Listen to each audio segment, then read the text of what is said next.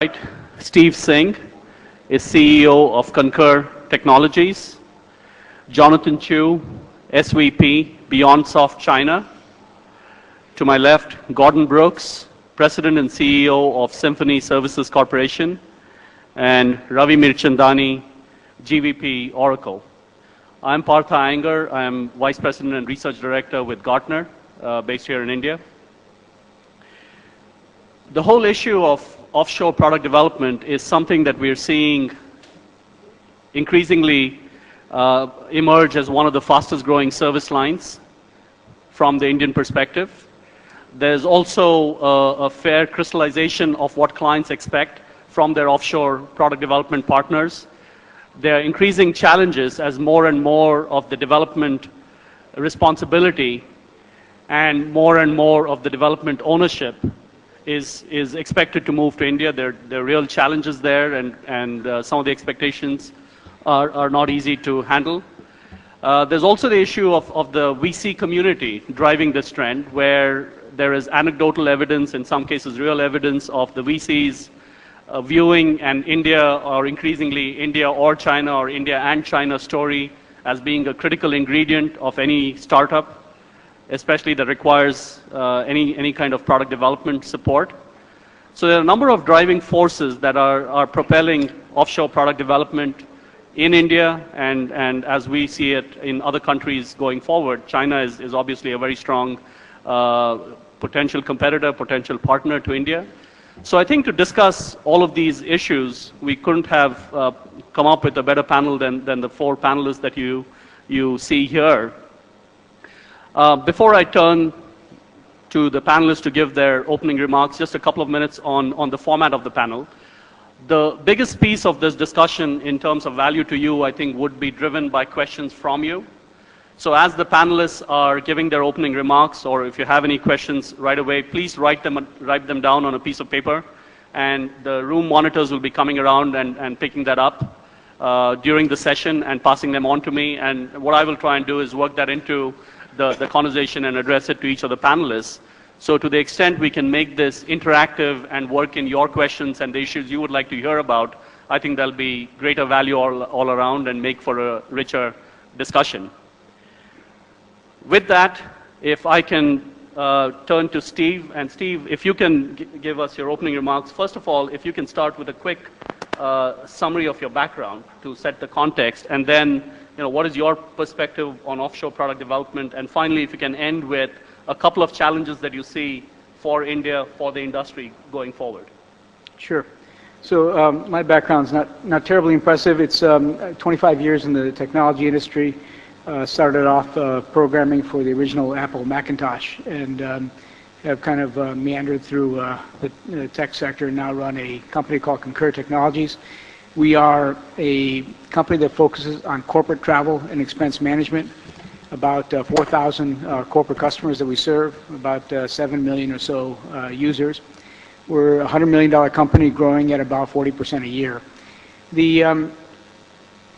The market we're in is a relatively nascent market. It's growing very rapidly. And so one of the things that's required to succeed in this market is a very fast level of innovation. Right? So the products and services we deliver today are dramatically further advanced than the products and services we delivered a couple of years ago.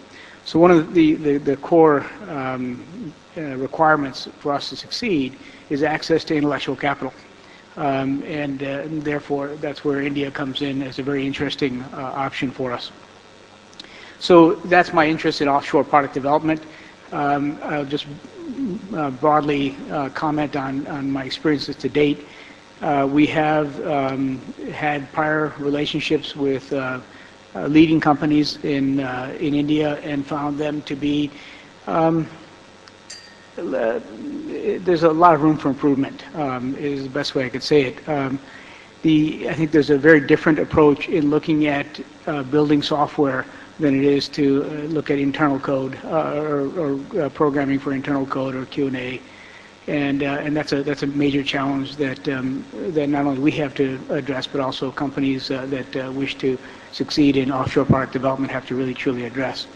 Today we have a relationship with Symphony. We're off to a fantastic start, and I'll conclude my remarks there. Great. Thanks.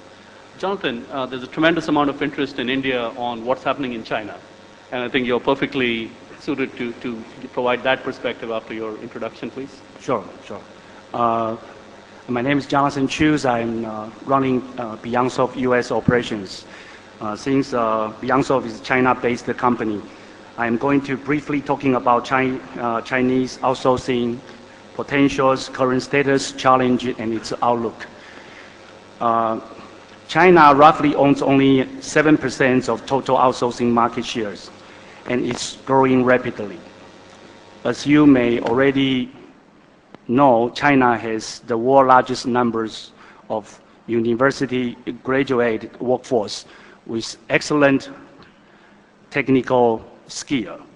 Most of this workforce was servicing our manufacturing outsourcing industry in the past years. Recently, the dynamic business environment changed, and high GDP growth have been moving the business focus from manufacturing to IT, IPO, BPO service-oriented outsourcing services. Government and the industry leaders believes the ITs or BPO outsourcing industry will grow as fast as manufacturing with the ongoing national infrastructures and educational system improvement. China outsourcing industry is still in a very evolving stage, and it's very fragmented at this point. There are large numbers of small-sized ITs and BPO outsourcing firms. Most of them started from servicing our local market needs and move on to servicing multi-international companies in China, Japan, and US. 70% of China outsourcing business comes from Japan due to nearshore and cultural advantage. 30% of the business coming from US and Europe. Although there are many small size of outsourcing companies in terms of revenues, numbers of employees, most of them are quite capable of deliver whatever they promised. The dedicated execution cultures of Chinese, from well-educated workforce and very flexible of accommodating the client's needs, made this small company continuously winning the business. So with the expectations of overall growing business in China, the top tier of these small companies, outsourcing firm in China, receive large investment from reputable international venture capital firms in the last 2 years. These top tiers companies attracted many Chinese Americans as well as well-trained engineer talent management group from all over the world, including India. The result of the recent talent recruitings worldwide has made many companies improve its management process, enterprise infrastructures, and the technology capabilities. The challenge upcoming for Chinese outsourcing industry is continuously improving their communications, skill, and cultural knowledge of the West.